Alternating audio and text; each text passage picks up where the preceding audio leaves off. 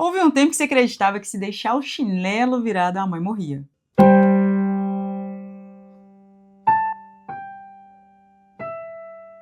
Houve um tempo não, ainda é assim. Porque até hoje, se por acaso tiver um chinelo virado em qualquer lugar da casa, a gente automaticamente levanta da onde estiver, vai lá e desvira, sem ninguém falar. Mesmo a gente sabendo que isso não é verdade, se houver ou estiver um chinelo virado em casa, a gente levanta, vai lá e desvira sem. Claro, a nossa avó, a nossa mãe sempre chamou muita nossa atenção para não deixar o chinelo virado. Hábitos não precisa de lógica para existir. A gente naturalizou porque repete esse comportamento desde a infância. Então, se torna algo comum. Nas redes sociais não é diferente. A gente naturaliza os comportamentos.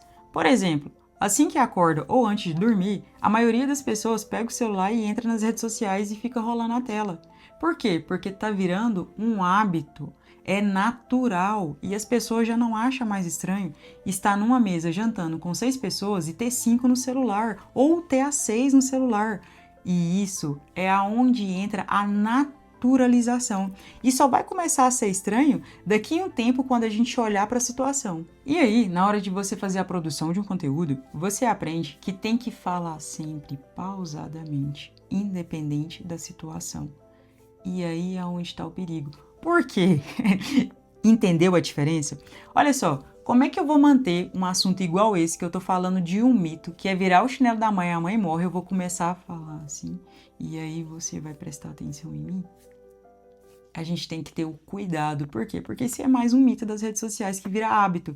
A gente aprende a falar mais devagar, aprende a manter a linearidade do tom de voz e o que acontece? A gente usa isso em todos os conteúdos. E é aí onde o automático acaba se tornando algo ruim do ponto de vista da geração de conteúdo. Porque o seu conteúdo, ele é diferente em vários momentos. E se ele é diferente em vários momentos, trata de vários assuntos, eu também uso o tom de voz diferente. E tem uma outra coisa que é muito importante da gente trabalhar, que são as pausas. É importante também que a gente pare um pouco para que o outro, o receptor, ele pare e pense sobre aquele assunto que a gente está falando.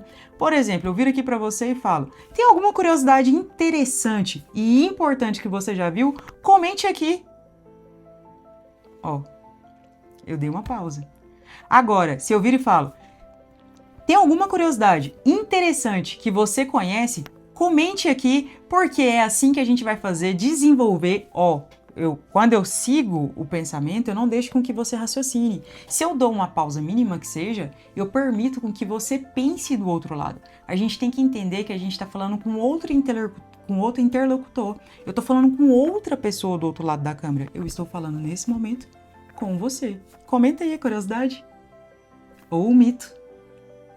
Entendeu? Tem que olhar para o seu roteiro, para o material em que você vai trabalhar naquele dia e verificar qual que é a conotação que você tem que dar. Se você tem que falar mais rápido, se você tem que falar mais devagar, se você tem que dar uma pausa, se você tem que acelerar. E aí, todos esses momentos você vai percebendo de acordo com o contexto. Às vezes você vai ter que gravar o vídeo 1, 2, 3, 4, 5, 6 vezes e isso não é o problema. O problema é não fazer. Um outro exemplo, que até eu acho bem interessante, é explicar demais. Quando você explica demais, você também perde o contexto, você perde a linha de raciocínio que a outra pessoa está tendo. Você tem que dizer a informação, às vezes fazer uma explicação básica, mas não precisa ficar voltando e explicando muito. O fio da meada que a gente fala, né? Olha quanto tempo eu escuto essa palavra. Quando você perde o fio da meada, você não consegue retornar o seu interlocutor àquele ponto. Ou seja, vai gerar evasão do vídeo e aí você vai perder a sua audiência. Então, muito cuidado com esses automáticos que a gente vai criando e que os mitos que a gente vai criando dentro do processo de construção. Não é porque você começou a fazer sua produção de conteúdo de um jeito que você tem que permanecer sempre do mesmo jeito só porque deu certo uma vez.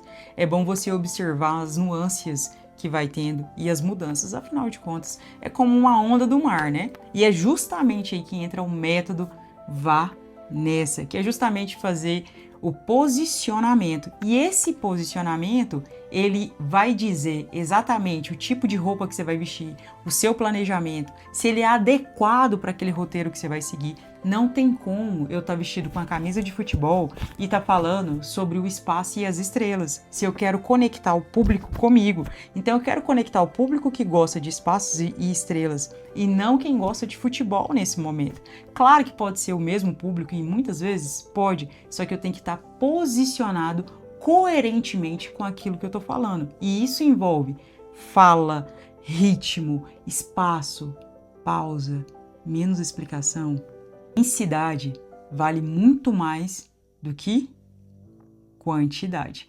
Então, faça o seu conteúdo um conteúdo válido, um conteúdo de valor e não com muita quantidade. O método Vá Nessa existe justamente para interromper o automático. E agora que vem a grande questão. O mito da chinela virada nunca foi sobre morte. Na verdade, era sobre controle, sobre organização, sobre arrumação, mas que virou um mito. E o mito, ele só se torna mito e só se torna válido porque é repetidamente. Não existe momento ideal, então, portanto, vá nessa e faça diferente. Até a próxima!